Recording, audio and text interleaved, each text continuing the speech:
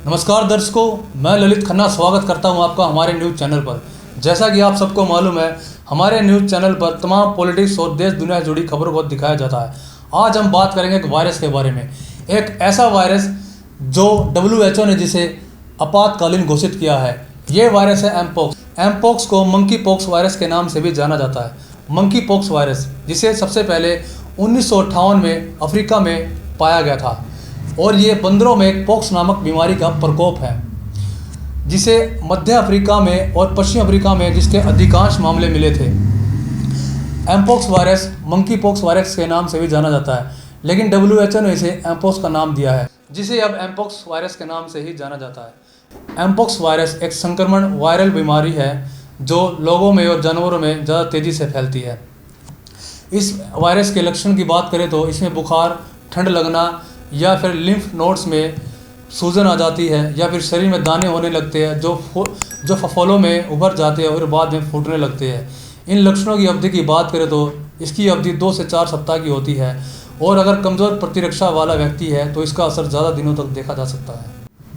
WHO ने 2 वर्षों में दूसरी बार एमपोक्स वायरस को विश्व सार्वजनिक स्वास्थ्य आपातकालीन घोषित किया है। ये घोषणा democratic Republic of Congo country में एमपोक्स वायरस के प्रकोप के बाद की गई है।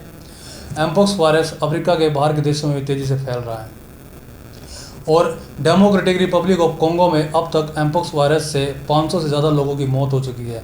और ये वायरस 12 साल से कम उम्र के बच्चों में ज़्यादा तेज़ी से फैल रहा है, क्योंकि वे बच्चे संक्रमित व्यक्ति के ज़्यादा नज़दीक होते हैं, उन्हीं के साथ खाते हैं, पीते हैं, सोते हैं, जैसे कि माँ बाप।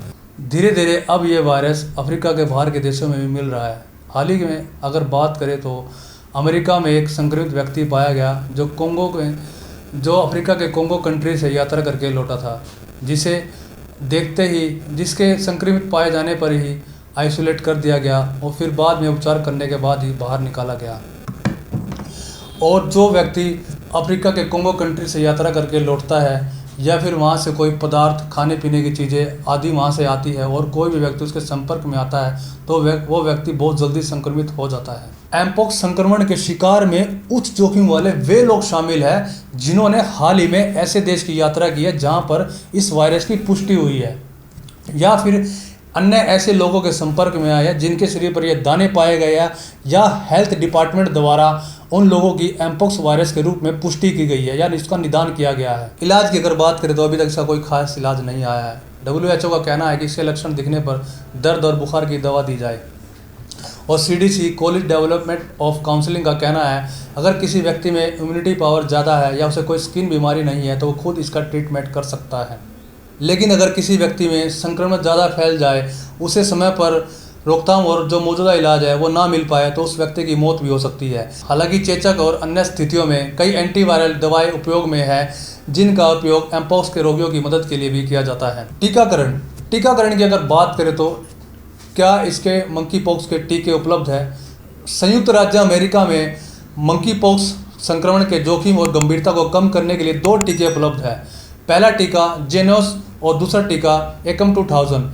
जेनोस टीके को वर्तमान के प्रकोप से बचने के लिए लगाया जाता है, और एकम 2000 टीके को इन फ्यूचर में प्रकोप से बचने के लिए लगाया जाता है। रोकथाम की अगर बात करें तो नंबर 1, खाने पीने की चीज़ों को बार बार धोते रहे या पका कर खाए, फिर चाहे वो नॉनवेज हो या वेज हो। नंबर 2, अपने हाथों को बार बार धोते रहे साबुन या पानी से। नंबर 3, भीड़ भाड़ वाली जगहों पर जाने से बचे। अगर ज़्यादा ही ज़रूरी है तो अपने मुंह को मास्क से ढक कर रखें, या अपने शरीर के बाकी अंगों को जो खुले हैं उनको अच्छी तरह से ढक कर जाए। नंबर 4, ऐसे व्यक्ति से दूरी बनाकर रखें जो एमपोक्स वायरस युक्त देशों से यात्रा करके लौटे हो। नंबर 5, वायरस दूषित बिस्तरों सामग्री के संपर्क में आने से बचे।